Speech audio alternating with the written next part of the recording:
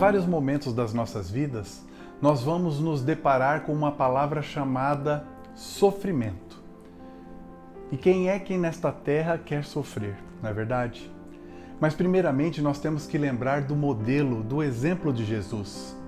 Jesus, após iniciar o seu ministério, que iniciou ali no batismo, nas águas, quando João Batista, ele submerge Jesus, e ao passo que Jesus, ele levanta, o céu se abre, o Espírito Santo desce, e a palavra diz que o Espírito Santo, ele leva Jesus para ser tentado no deserto. Então o início do ministério de Jesus começa com a tentação no deserto, 40 dias e 40 noites, o diabo ali, tentando Jesus. A trajetória de Jesus começou com luta, teve muita contrariedade com relação ao que Jesus pregava. Jesus, ele experimentou a aflição. No Getsêmani, ele ali suou sangue e ele teve uma morte de cruz. Mas, independente dessa trajetória, que mostra um sofrimento por passar aqui por esta terra, experimentando aquilo que nós temos como seres humanos, o sofrimento, Jesus, ele foi vencedor. Ele cumpriu o propósito de Deus na terra. E quem quer sofrer? Ninguém quer sofrer. Mas, infelizmente, nós temos que passar por alguns sofrimentos. O sofrimento do aprendizado, o sofrimento de alcançar uma vida profissional adequada, o sofrimento de alguns relacionamentos que nós temos, o sofrimento de conquistarmos a nossa vida espiritual e vencermos o pecado. Muito embora nós não temos essa capacidade de ficarmos livres do sofrimento, nós temos que ter uma estrutura para passar por tudo isso. Eu não sei se você já perdeu algum ente querido. Eu já tive essa triste perda na minha vida. E isso faz com que fique um vazio no nosso coração, um vazio da ausência da pessoa. E é um sofrimento. Existem 3 tipos de sofrimento. O primeiro sofrimento nós podemos dizer que é o sofrimento necessário. É aquele que nós vamos passar e não tem jeito, como esse exemplo que eu dei, a perda de um ente querido. O sofrimento da caminhada, que são sofrimentos que nós temos que ter uma estrutura para vencermos o dia, vencermos o mal, vencermos essas coisas que nos assolam. Existe também aquele sofrimento conforme você vai buscando as coisas de Deus. O aprendizado, você vai buscando as questões do espírito e nós entramos em constante luta entre o espírito e a carne. Por quê? Porque para nós nos livrarmos do pecado não é fácil. Não é fácil nós lutarmos constantemente com a natureza carnal que nós temos. Então, há um sofrimento. E esse é um sofrimento que te leva para a eternidade. É um sofrimento que você tem que romper as coisas da carne. Mas existe uma grande preocupação neste momento, que é o sofrimento com as coisas desnecessárias. Por que nós sofremos por coisas desnecessárias? Que mal é esse? O sofrimento por coisas desnecessárias são coisas que nós agregamos nas nossas vidas por imaturidade, falta de sabedoria, por nós não sabermos nos relacionar. E Jesus, ele fala na palavra que no mundo nós teremos aflição. E é bom que nós tenhamos o bom ânimo nele, porque ele venceu o mundo. Lá em João 16:33 fala isso. Só que nós, muitas vezes, agregamos esses pequenos problemas, pequenos sofrimentos que nos levam a ter um problema muito maior do que nós imaginamos. Além daqueles que nós temos que, por obrigação, passar. E às vezes você pode estar se perguntando, mas que sofrimento desnecessário é esse que eu tenho passado e não estou enxergando? Eu anotei alguns exemplos aqui e eu vou ler para vocês. Excesso de passado é um dos exemplos.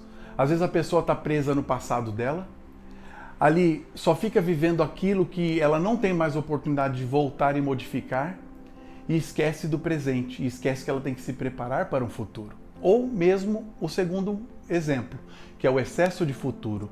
A pessoa está tão ansiosa, ela deseja tanto alcançar um determinado objetivo, ela tenta alcançar as coisas para a vida dela, que ela se esquece que cada dia comporta o seu mal. Então nem excesso de passado e nem excesso de futuro. Nós temos que ter o equilíbrio, que é o hoje. Então nós vencemos o mal deste dia para que nós possamos enfrentar o mal do dia seguinte. E isso acarreta também sofrimento. Outro exemplo também é a falta de sabedoria ao se relacionar.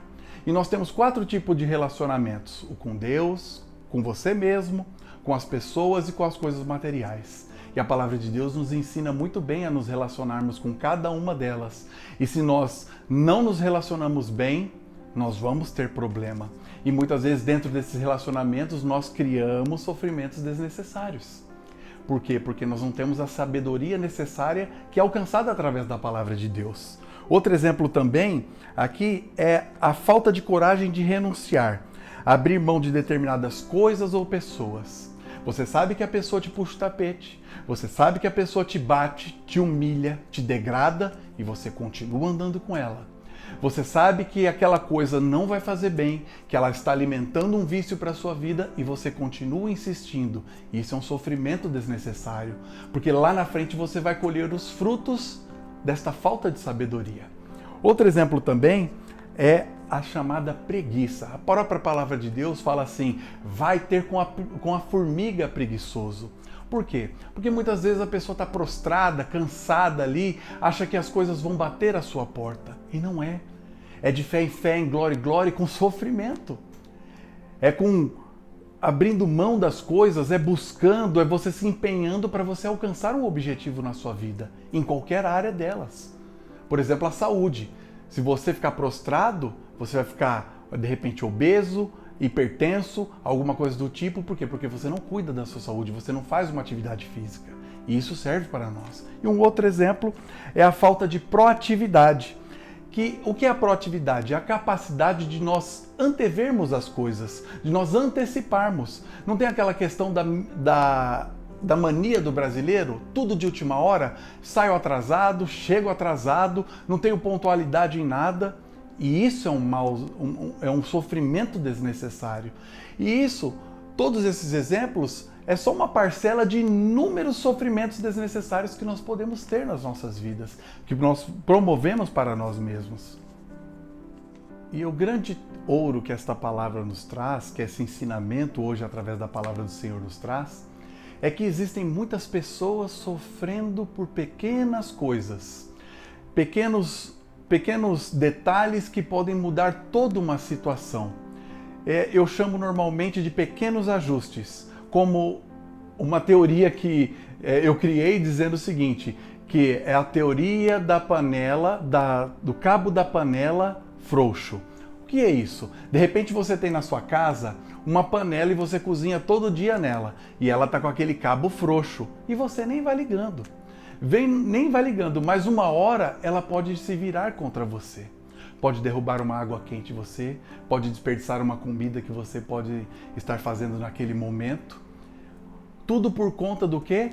De um relapso da nossa parte. Porque simplesmente você pega uma pequena chave de fenda, aperta aquilo ali e pronto. É assim que acontece nas nossas vidas. Se nós tivermos a sabedoria em Cristo de apertarmos essas questões que estão um pouquinho frouxas nas nossas vidas, a nossa vida vai ser muito melhor. Aí você pode se perguntar, como é que eu faço isso? É simples. Nós temos um manual de vida que é a palavra de Deus. E Jesus, ele é o modelo ideal. Como eu já falei anteriormente, a palavra de Deus, ela diz que nós sofremos por falta de entendimento. Então, se nós buscamos o modelo de Cristo, o conhecimento na palavra do Senhor, nós vamos minimizar muitas coisas que nós estamos desnecessariamente sofrendo. Então, é importante que nós venhamos a entender a palavra de Deus. E a palavra de Deus, aqui no capítulo de 1 Pedro, capítulo 5, versículo 10, nos diz o seguinte: e o Deus de toda graça, que em Cristo Jesus vos chamou à sua eterna glória, depois de haverdes padecido um pouco, Ele mesmo vos aperfeiçoará, confirmará, fortificará e fortalecerá. Ou seja, nós vamos passar por sofrimento realmente, mas aqueles necessários. E a palavra de Deus diz que se nós buscarmos Deus, que Ele é cheio de graça através de Jesus Cristo, Jesus, Ele é capaz de nos aperfeiçoar, de confirmar esse aperfeiçoamento. Ele é capaz de nos fortificar e de nos fortalecer. Então, se você está percebendo que a sua vida está precisando de uns ajustes, o nome desse ajuste se chama Jesus. Busque a palavra dentro da palavra do Senhor esta sabedoria para a sua vida. É importante para que nós não venhamos sofrer de maneira desnecessária. Que Jesus te abençoe. Amém.